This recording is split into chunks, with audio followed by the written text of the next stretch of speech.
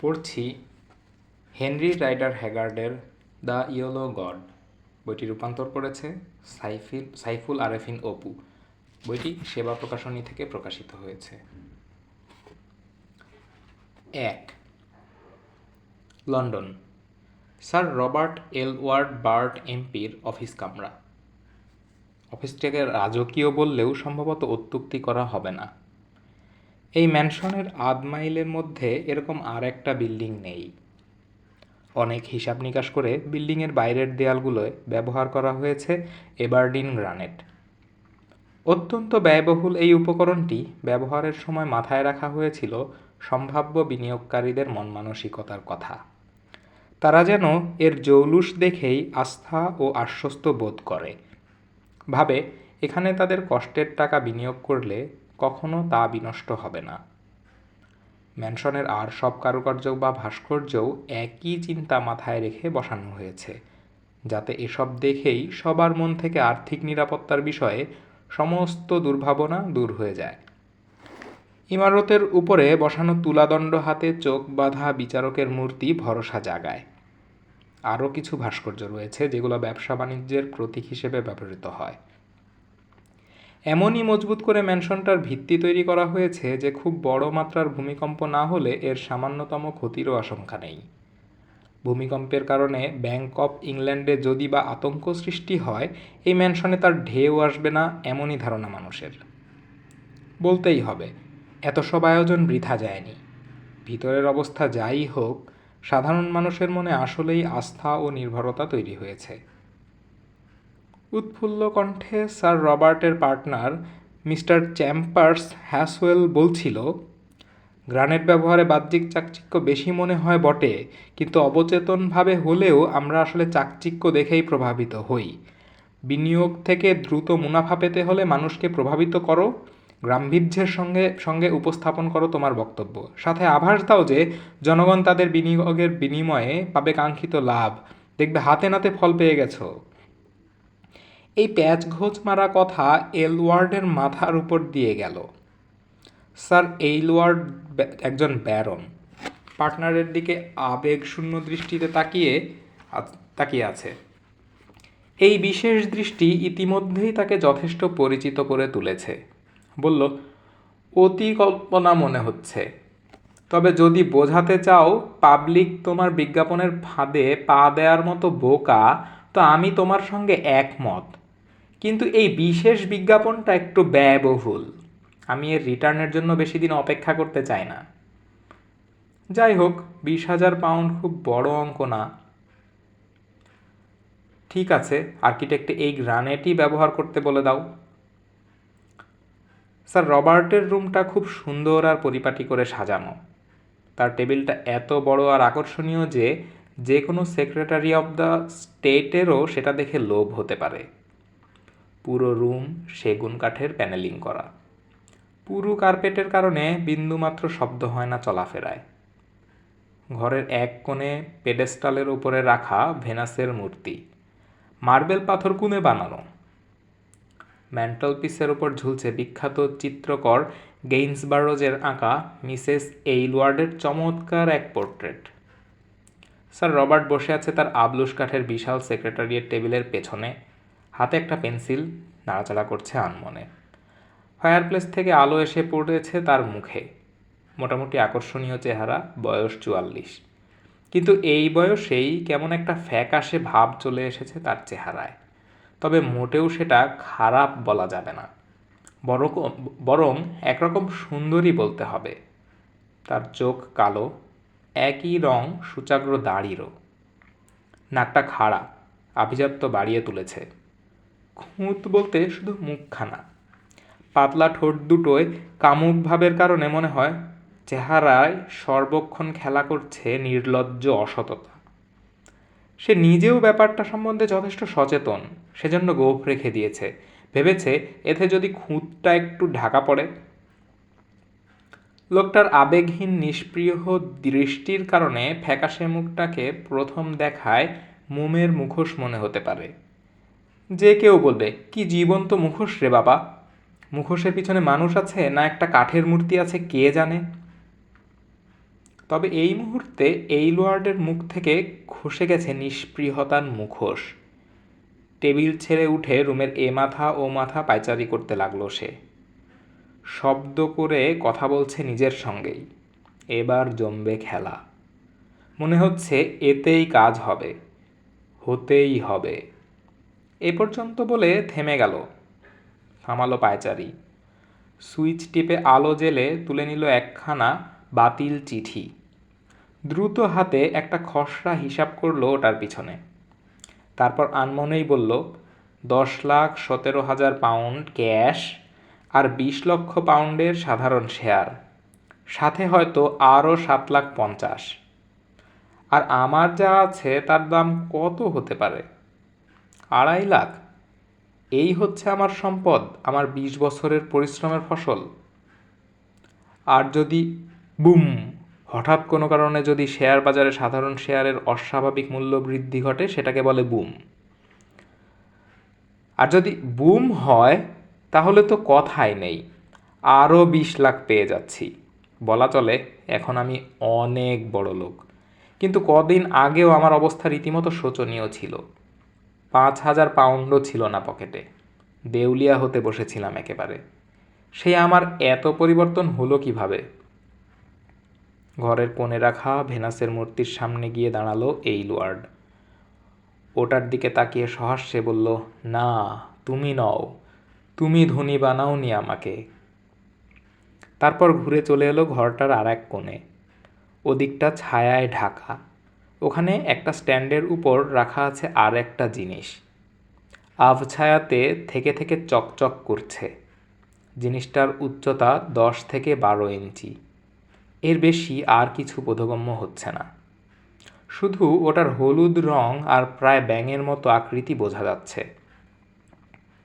সম্ভবত এইলওয়ার্ডের মনোযোগ আকর্ষণ করেছে জিনিসটা। দাঁড়িয়ে পড়ল ব্যারন। দাঁড়িয়ে তাকিয়ে রইল ওটার দিকে। তারপর বাতি জ্বেলে দিল আর একটা। অন্ধকার থেকে লাফিয়ে আলোয় বেরিয়ে এলো যেন হলুদ জিনিসটা। উজ্জ্বল আলোতে দেখা গেল কুৎসিত একটা মূর্তি ওটা। দেখেই মনে হবে এই জিনিস প্রাকৃতিক কিছু হতেই পারে না। বিকৃত দর্শন মূর্তির ফাঁপা শরীরটা ব্যাঙের, কিন্তু সরীসৃপের মতো সরু কাঁধের উপরের মাথাটা রমণীর। মূল্যবান রত্ন দিয়ে তৈরি এর চোখ দুটো। ভীষণ শয়তানি মাখা চেহারার মোহনীয় সৌন্দর্য রীতিমতো আকর্ষণ করছে যেন। পাথুরে চোখে অপলক তাকিয়ে রয়েছে উপরের দিকে। রুক্ষ হাতে কারুকাজ করা হলেও তাতে শয়তানি ভাব বিন্দুমাত্র কমেনি। অদ্ভুত এক শক্তি বিচ্ছুরিত হচ্ছে যেন মূর্তিটা থেকে। বিড়বিড় করে বলল স্যার রবার্ট, কুৎসিত এক শয়তান তুমি। স্বর্গমর্ত কোনো কিছুতেই বিশ্বাস নেই আমার, কিন্তু তোমার ব্যাপার আলাদা। আমার বিশ্বাস তোমার কারণেই সুদিন ফিরেছে আমার। ভার্নন যেদিন তোমাকে আমার অফিসে নিয়ে এলো, সেদিন থেকেই ঘুরতে শুরু করেছে আমার সৌভাগ্যের চাকা। তোমার মিষ্টি হাসি বন্ধ করার সময় এখনো আসেনি। চোখ দুটো কী পাথর দিয়ে তৈরি তোমার! যেভাবে রং বদলাচ্ছে মনে হচ্ছে ওপেল। আজ দেখছি অনেক বেশি চমকাচ্ছে ওগুলো। আগে তো এমন কিছু দেখিনি। ঠিক তখন দরজায় নক হলো। বাতি নিভিয়ে ফায়ার প্লেসের কাছে চলে গেল স্যার রবার্ট। ভাবাবেগের সব চিহ্ন মুছে গেল চেহারা থেকে। ওখানে দাঁড়িয়ে বলল, ভিতরে এসো। প্রবেশ করল সুবেশী এক ক্লার্ক। ধূসর বাদামি চুল তার, গায়ে নিখুঁত ছাঁটের ফ্রক কোট আর পেটেন্ট চামড়ার বুট পায়ে। খানিকটা এগিয়ে এসে বিনীতভাবে দাঁড়িয়ে রইল ব্যারনের ডাকের অপেক্ষায়। বেশ খানিকটা সময় লোকটার মাথার উপর দিয়ে তাকিয়ে রইল এইলওয়ার্ড, যেন তাকে দেখতেই পায়নি। এটাও তার একটা স্টাইল। পরিষ্কার গলায় বলল, জেফ্রিস, তোমাকে ডেকেছি বলে তো মনে পড়ছে না? না স্যার, ডাকেননি। এমন সমীহের সঙ্গে বাও করল ক্লার্ক, যেন স্বয়ং রাজার সঙ্গে কথা বলছে। তবে স্যার, দ্য সিনিক পত্রিকায় আমাদের পাঠানো আর্টিকেলটা নিয়ে একটু ঝামেলা হয়েছে। প্রেসের ব্যাপার? এতদিনে তো তোমার জেনে যাওয়ার কথা এ বিষয়টা আমি দেখি না। মেজর ভার্নন বা মিস্টার হ্যাসওয়েলের কাছে যাও। এই মুহূর্তে তারা কেউ অফিসে নেই স্যার। ঠিক আছে, বলো কি হয়েছে, তবে সংক্ষেপে, জরুরি কাজ আছে আমার। শুনে আরেকবার মাথা ঝুঁকিয়ে বাও করল জেফ্রিস। আমাদের পাঠানো আর্টিকেলটার ব্যাপারে সিনিক থেকে একটু আগে টেলিফোন করেছিল। আপনি বোধহয় আর্টিকেলটা দেখেছেন। ওটার শুরুটা নিশ্চয়ই মনে আছে আপনার। হাতের কাগজটা থেকে পড়তে শুরু করলো সে। কাগজটার হেডিংয়ে লেখা, সাহারা লিমিটেড। অত্যন্ত আনন্দের সাথে ঘোষণা করছি যে ভীষণ গুরুত্বপূর্ণ একটি প্রজেক্ট আমরা হাতে নিয়েছি, যার মূল লক্ষ্য রুক্ষ মরুর বুকে পানি প্রবাহিত করা, যাতে সেই জলপথ দিয়ে চলতে পারে বিশাল সব বাণিজ্য জাহাজ। এতে করে ওই মরু এলাকায় গড়ে উঠবে নতুন জনবসতি। এলাকাটা উন্নত হয়ে উঠবে সদ্য ফোটা গোলাপ কুড়ির মতো। পরবর্তী আর্টিকেলগুলোতে এ সংক্রান্ত খুঁটিনাটি সমস্ত বিষয় তুলে ধরা হবে বিনিয়োগকারীদের সামনে। তখন সবাই এর আদ্যোপান্ত যাচাই করতে পারবেন। অত্যন্ত আনন্দের ব্যাপার হচ্ছে আমাদের প্রজেক্ট ইতিমধ্যেই বিনিয়োগকারীদের ভিতর যথেষ্ট সাড়া ফেলতে সমর্থ হয়েছে। এখন শুধু তাদের জন্য অপেক্ষা যারা এই মহাযজ্ঞে অংশগ্রহণ করে নিজেদের নাম ইতিহাসের পাতায় স্বর্ণাক্ষরে লেখাতে চলেছেন। সঙ্গে সুবিশাল আর্থিক মুনাফা তো থাকছেই। আমাদের বর্তমান আর্টিকেলের উদ্দেশ্য জাতীয় ও রাজকীয় পর্যায়ে প্রজেক্টের গুরুত্ব তুলে ধরা। স্যার রবার্ট জিজ্ঞাসা করল, এই বিরক্তিকর জিনিসটা পড়ে শেষ করতে কতক্ষণ লাগবে তোমার জেফ্রিস?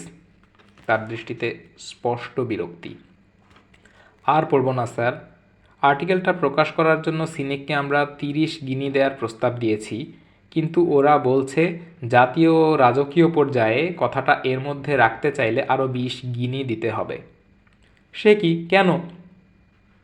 আপনি যেহেতু সবসময় সত্যি কথা শুনতে পছন্দ করেন তাই বলছি।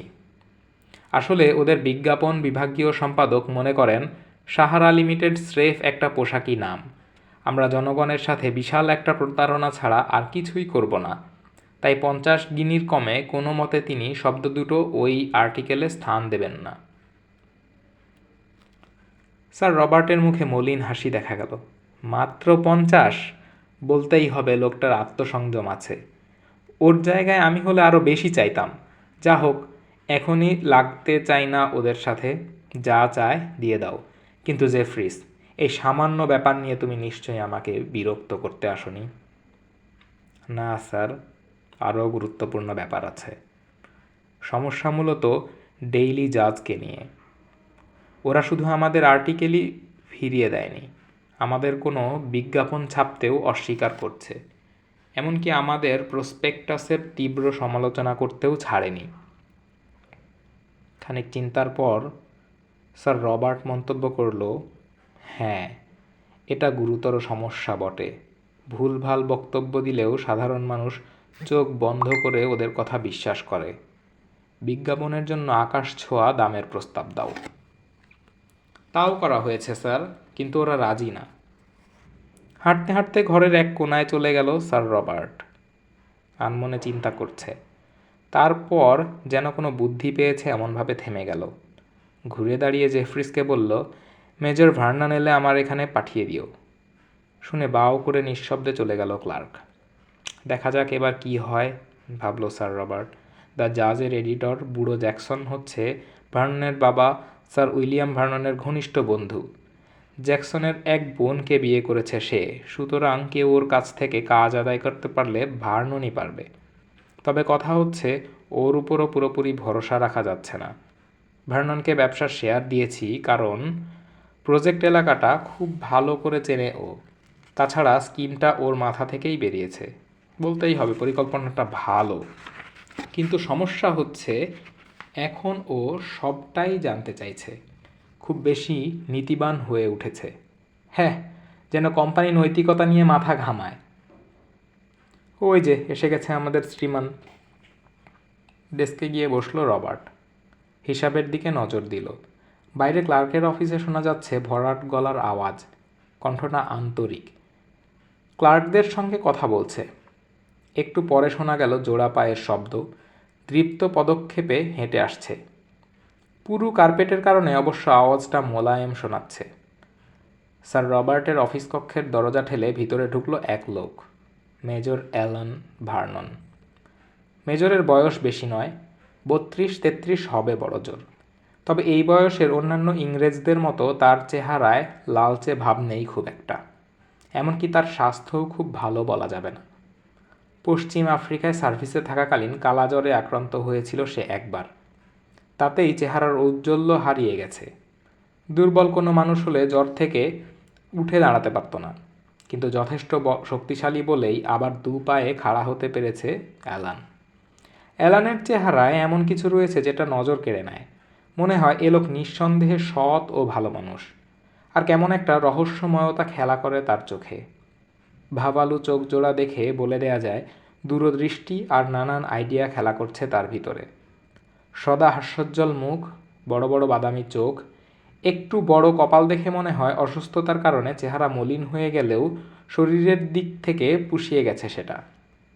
চওড়া কাঁধ আর মজবুত শারীরিক কাঠামোর মানুষটি লম্বায় পাক্কা 6 ফুট। সৈনিক হিসেবে প্রশিক্ষণ নিলেও ভার্ননের মনটা সরল সদয়, মোটেও সন্দেহপ্রবণ নয় সে। নিজে যেমন, অন্যদেরও তেমনি সরলভাবে দেখতেই অভ্যস্ত। কারো দোষ খুঁজতে যায় না সচরাচর, এমনকি খুঁজে পেলেও সেটা বিশ্বাস করতে সময় লেগে যায় ওর।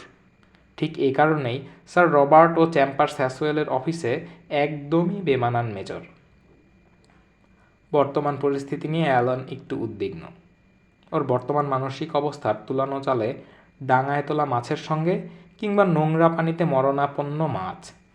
রবার্ট জিজ্ঞাসা করল, আমাকে খুঁজছিলেন স্যার? কৌতূহলী দৃষ্টিতে চেয়ে আছে। হ্যাঁ ভার্নন, তোমার আপত্তি না থাকলে একটা কাজ করতে বলবো ভাবছিলাম। কাজটা অবশ্য তোমার লাইনের না। আচ্ছা, দ্য জাজের এডিটর জ্যাকসন তো তোমার বন্ধু, তাই না? না, উনি আমার বাবার বন্ধু, তার সাথে সামান্যই পরিচয় আছে আমার।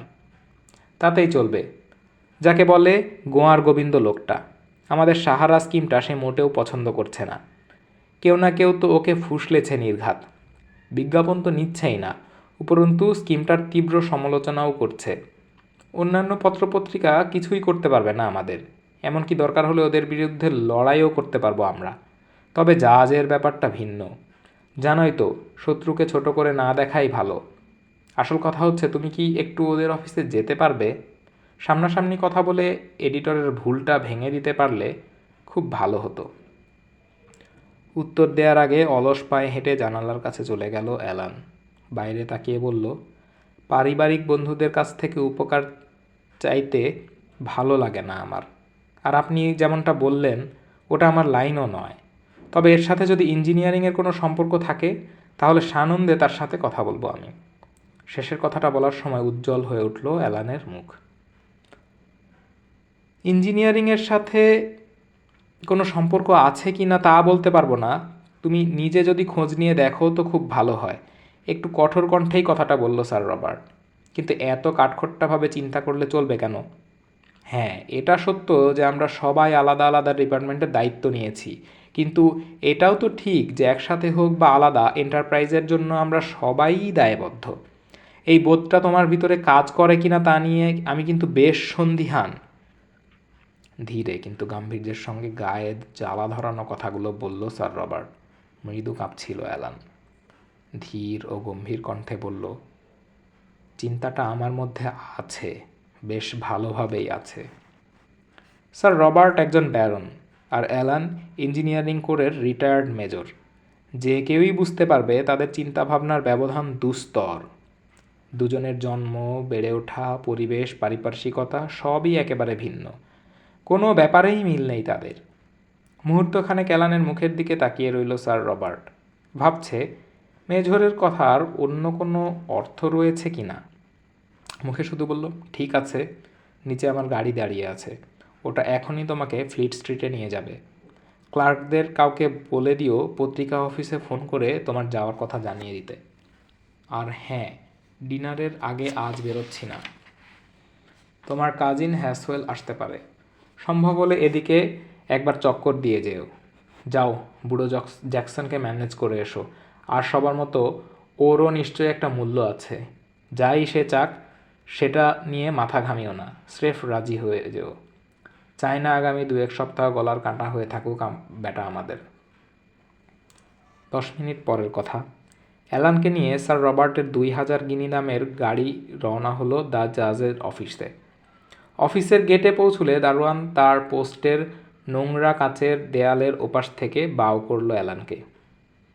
দরজার পরেই ছোট এক বাক্স মতো কেবিনে বসে আছে ছোট একটা ছেলে।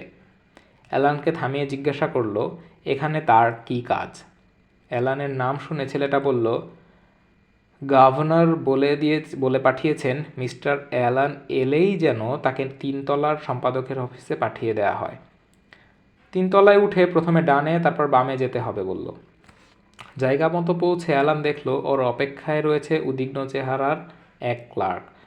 তার সঙ্গে প্রায় উড়ে গিয়ে বড় এক অপরিচ্ছন্ন কামরায় ঢুকলো অ্যালান। ভঙ্গুর দশা ঘরটার। বড় এক ডেস্কের পিছনে বসে আছে একজন বয়স্ক লোক। ঘরটার মতোই চেহারা তার, বিশাল এলোমেলো আর ভঙ্গুর। হাতে লম্বা একটা কাগজ, প্রুফশিট। একজন সাব এডিটরের সঙ্গে ধমকের সুরে কথা বলছিল সে। অ্যালান নক করে দরজা ঠেলে ভিতরে ঢুকতেই লোকটা বলল, কেউ কি দেখছো না আমি ব্যস্ত? অপমানিত বোধ করল অ্যালান। ইতস্তত করে বলল, মাফ করবেন, কিন্তু আপনার লোকই আমাকে উপরে আসতে বলেছে। আমি অ্যালান ভার্নন। ওহ, চিনেছি। একটু বসো প্লিজ। আর তুমি মিস্টার থমাস, এই আবর্জনা নিয়ে ভাগো এখান থেকে। আমি যেভাবে বলেছি সেভাবে আবার লিখে এনে আমাকে কৃতজ্ঞ করো। বাতিল কাগজটা হাতে নিয়ে পালিয়ে বাঁচল মিস্টার থমাস। সম্পাদক সহাস্যে বলল, লোকটা আস্ত একটা গবেট। ভাগ্য ভালো লেখাটায় আমার চোখ পড়েছিল। তবে আর সব বস্তা পচা সস্তা লেখকের চেয়ে বেশি খারাপ না সে। সুইভল চেয়ারটা অ্যালানের দিকে ঘুরিয়ে হেসে উঠল হা হা করে। এবার বলো অ্যালান, তোমার জন্য কি করতে পারি? আমার হাতে 15 মিনিট সময় আছে। আরে ভুলেই গিয়েছিলাম, তোমার সাথে 2 যুগ মানে 24 বছর পর দেখা হলো। শেষবার যখন দেখি তখন একেবারেই বাচ্চা ছিলে তুমি, আর আজ আর্মি থেকে বেরিয়ে এসেছো। বের তো হয়েছই, সাথে ফাইন্যান্সারও বনে গেছো। তোমার বাবা বেঁচে থাকলে আজ সত্যিই খুশি হতেন।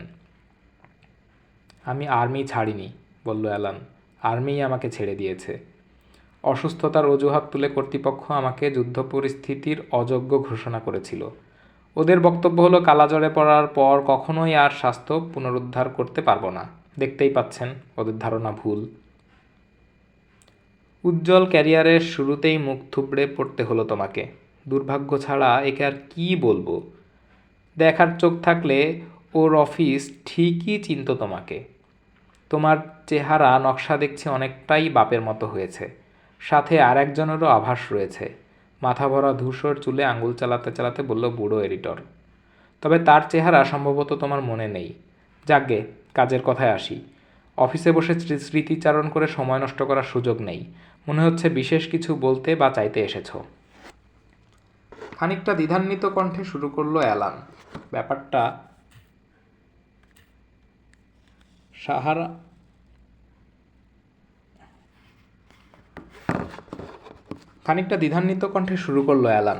ব্যাপারটা সাহারা ফ্লোটেশন নিয়ে। নামটা শুনেই এডিটরের চেহারা অন্ধকার হয়ে গেল। সাহারা ফ্লোটেশন? ওই অভিশপ্ত? একটু থমকে গেল বুড়ো। তারপর বলল, দুনিয়ায় এত কিছু থাকতে ওর মধ্যে কিভাবে গেলে তুমি? ও হ্যাঁ, মনে পড়েছে। কে যেন বলেছিল কোম্পানি প্রোমোটার এইলওয়ার্ড আর হ্যাসওয়েল বদমাসটার সাথে এই প্রজেক্টে তোমারও শেয়ার আছে। ধুরন্ধর, ভীষণ ধুরন্ধর এই হ্যাসওয়েল লোকটা। তা কি বলতে চাও? ব্যাপার হচ্ছে, মিস্টার জ্যাকসন দ্য জাজ কোম্পানির আর্টিকেলটা প্রকাশ করতে চাইছে না। এমনকি বিজ্ঞাপন ছাপতেও অস্বীকৃতি জানাচ্ছে। এই সব ব্যাপারে আমি অবশ্য ভালো জানিও না, বুঝিও না। কিন্তু স্যার রবার্ট অনুরোধ করেছেন বিষয়টার কোনো সুরাহা যদি করা যায়। বলতে চাইছো এলওয়ার্ড জানে যে আমার সাথে তোমার পারিবারিক পরিচয় আছে, তাই সে তোমাকে পাঠিয়েছে আমাকে ভজাতে? ভুল করেছে। আমি যতক্ষণ এই চেয়ারে আছি ততক্ষণ কেউ আমাকে দিয়ে এই কাজ করাতে পারবে না, এমনকি কাগজের মালিকেরাও না। নীরবতা নেমে এলো দুজনের মাঝে। অ্যালানি প্রথম নীরবতা ভাঙল। বুঝতে পেরেছি। আমি তাহলে আর আপনার সময় নষ্ট করতে চাই না। তোমাকে 15 মিনিট সময় দেব বলেছি, মাত্র 4 মিনিট পার হয়েছে। বসো, এখন তোমার বাবার পুরনো বন্ধু হিসেবে আমাকে বলো, কী জন্য ওই জংলি শুয়োরের পালে গিয়ে ভিড়লে? প্রশ্নটায় কিছু একটা ছিল, হয়তো আন্তরিকতা, যার কারণে কথাটার রুক্ষ ভাবটুকু অতটা কানে বাজেনি। প্রজেক্টের মূল উদ্দেশ্য অবশ্য এখন আর ঠিক নেই। মরুভূমিতে পানি প্রবাহিত করার আইডিয়াটা মূলত আমার। বছর কয়েক আগের কথা, তখন হাতে কোনো কাজ ছিল না। অবসর সময়টা কাটাই ওই এলাকায় কিছু সার্ভে করে। এরপরই বাধ্য হই মিলিটারি ছেড়ে দিতে। তার পরপরই বাবা মারা যাওয়ায় ইয়ারলিজে ফিরে আসতে হয়েছিল। ইয়ারলিজের মালিকানা এখন আমার হাতে, তবে একটা শুটিং স্পট ছাড়া এখন আর কিছুই অবশিষ্ট নেই। ওটা থেকেই 2-4 পয়সা আসে, সেই টাকা আবার ওটার মেরামতির পিছনেই খরচ হয়ে যায়। ফলে সম্পত্তিটাকে একরকম মূল্যহীনই বলা যায়। ওখানেই একদিন মিস্টার চ্যাম্পার্স হ্যাসওয়েলের সাথে আলাপ হয়। জানতে পারলাম আমাদের কাছাকাছিই নাকি থাকে সে, দুঃসম্পর্কের কাজিন। জানেন বোধহয় আমার মাও ছিল একজন চ্যাম্পার্স। কথায় কথায় আমার ব্যাপারটা হ্যাসওয়েলকে জানাই। সেই আমাকে স্যার রবার্টের সাথে পরিচয় করিয়ে দেয়। পরবর্তীতে ওরা আমাকে কোম্পানির সামান্য কিছু শেয়ার অফার করে, বলে কোম্পানির জন্য ঠিক আমার মতো একজনকেই দরকার ছিল ওদের। বুড়ো এডিটর বলে উঠল, হ্যাঁ, ঠিক তোমার মতোই একজন, ভার্ননদের শেষ বংশধর, যার নামে কোনো কালিমা নেই। সম্ভাবনাময় একজন ইঞ্জিনিয়ার এবং কাউন্টির সবার কাছেই সৎ লোক হিসেবে পরিচিত একটা মুখ। হ্যাঁ, ঠিকই বলেছ, ঠিক তোমাকেই ওদের দরকার ছিল। তা তুমি কি করলে? ওদের প্রস্তাবটা গ্রহণ করলে? হ্যাঁ, গ্রহণ না করে উপায় ছিল না, কারণ হাতে তখন কোনো কাজ নেই আমার। চেয়েছিলাম দ্রুত কিছু টাকা বানাতে। কয়েক প্রজন্ম ধরেই ইয়ারলিজে বাস করছে ভার্ননরা। একে বিক্রি করা আমার পক্ষে সম্ভব নয়। আবার এটাকে ধরে রাখতেও টাকার দরকার। আর আর থেমে গেল অ্যালান। অন্যমনস্কভাবে এডিটর জিজ্ঞাসা করল, বারবারা চ্যাম্পার্সের সাথে দেখা হয়েছে তোমার কখনো? আমি দেখেছি একবার। মেয়েটা খুব ভালো, সুন্দরীও। ওর সাথে নিশ্চয়ই পরিচয় আছে তোমার? মেয়েটার অভিভাবক ওর চাচা। ইয়ারলিস থেকে দূরে নয় ওদের বাড়ি। ওর কোনো ব্যাপার নাকি? মেজরের চেহারায় একটু রং ধরল, হালকা লালচে হয়ে উঠল গাল। হ্যাঁ, বারবারার সাথে দেখা হয়েছে, সেটাও একটা কারণ। বারবারা একদিন চ্যাম্পার্সের সম্পত্তির উত্তরাধিকারী হবে, অবশ্য হ্যাসওয়েল যদি ওর সম্পত্তি থেকে হাত ধুয়ে না ফেলে তবেই। মনে হয় এইলওয়ার্ডও কথাটা জানে। প্রথম যখন বারবারাকে দেখি, এইলওয়ার্ডও তখন সেখানে ছিল, ঘুরঘুর করছিল মেয়েটার আশেপাশে। খুব জোর দিয়ে বলল অ্যালান। স্বাভাবিক। আমার কথা যদি শোনো তাহলে বলবো, যত জলদি সম্ভব ব্যবসাটা থেকে বেরিয়ে এসো। কেন? তুমি নিশ্চয়ই নিজের নাম কলঙ্কিত করতে চাও না, বা তোমার পরিবারের নাম ধুলোয় লুটাক, তাও আশা করো না নিশ্চয়ই। ঘুরে ড্রয়ার থেকে টাইপ করা কয়েক পাতা কাগজ বের করলো এডিটর। নাও, অবসর সময়ে পড়ে নিও। চ্যাম্পার্স, হ্যাসওয়েল আর এইলওয়ার্ডের ফাইন্যান্সিয়াল ক্যারিয়ারের বিবরণ পাবে এতে। ওদের কোম্পানির উত্থান পর্ব, আর যারা বিনিয়োগ করেছিল তাদের টাকা পয়সার কী হয়েছে তাও পাবে। গতকালই এটা আমাকে জোগাড় করে দিয়েছে একজন। কাগজটা আমি ওদের বিরুদ্ধে ব্যবহার করতে যাচ্ছি। বাইরে থেকে দেখে বা তোমার ইঞ্জিনিয়ারিং দৃষ্টিকোণ থেকে কোনো ব্যাপারেই কোনো সমস্যা পাবে না, কিন্তু সত্যিটা হচ্ছে মরুর বুকে কখনোই হাওয়া লাগবে না জাহাজের পালে। ব্রিটিশ জনগণের মিলিয়ন মিলিয়ন টাকা চলে যাবে মুষ্টিমেয় কয়েকজনের পকেটে। যাকগে, তুর্কি এলাকায় কাজ শুরু করতে যাচ্ছ তোমরা, তাই না? সব কিছু বাদ দিলেও প্রজেক্টের নিরাপত্তার নিশ্চয়তা তুর্কি সুলতানের কাছ থেকেই নিতে হবে নাকি? কনস্ট্যান্টিনোপলে থাকতেই স্যার রবার্ট আর হ্যাসওয়েল সুলতানের কাছ থেকে নিরাপত্তার নিশ্চয়তা নিয়েছে, কাগজটা আমি দেখেছি। তাই? সুলতানের স্বাক্ষর চেনো তুমি? আমার কাছে পাকা খবর আছে, গত শরতে ওরা যখন ওখানে ছিল বলেছে সে সময় সুলতান ছিল খুবই অসুস্থ। তার মানে আপনি বলতে চান ওরা? এতটুকুই বেরোলো অ্যালানের মুখ দিয়ে। শুধু বলবো, এই শেয়ার আর সিকিউরিটিগুলো আমার মোটেও পছন্দ হচ্ছে না। খবরের জন্য আমাদের নিজস্ব ও নির্ভরযোগ্য সোর্স রয়েছে। এখনই হয়তো কোনো পক্ষ থেকে প্রতিবাদ উঠবে না, বা কেউ হয়তো মুখও খুলবে না, কারণ জায়গা মতো বকশিস পৌঁছে গেছে। কিন্তু 2 দিন আগে বা পরে ঝড় একটা উঠবেই। আর ঝড়ের ধাক্কা শুধু দেশের ভিতর থেকেই আসবে না, বাইরে থেকেও আসবে। সাথে স্ক্যান্ডাল তো থাকবেই। এই স্কিমটার উদ্যোক্তাদের জন্য এত বেশি লাভের আয়োজন করা হয়েছে যে ব্যাপারটা প্রায় নির্লজ্জতার পর্যায়ে পড়ে। তুমিও কিন্তু তাদেরই একজন। যাক, সময় শেষ। এখন আমার পরামর্শ চাইলে মানতেও পারো, নাও মানতে পারো। তবে যা বলেছি তোমার একজন শুভাকাঙ্ক্ষী হিসেবে শুধু নয়, সচেতন মানুষ হিসেবেও বলেছি। 1000 পাউন্ড দিলেও ওই আর্টিকেল নামের হাওয়াই মিঠাই ছাপব না আমি। জানি এই দাম দেওয়ার জন্যও এই লোয়ার্ড এক পায়ে খাড়া। এখন যাও, আবার দেখা হবে। কি ঘটলো না ঘটলো জানিও। বেরিয়ে আসছে মেজর। মিস বারবারাকে আমার শুভেচ্ছা জানিও, পেছন থেকে চেঁচিয়ে বলল সম্পাদক। যত যাই হোক, মেয়েটা আসলেই সৎ।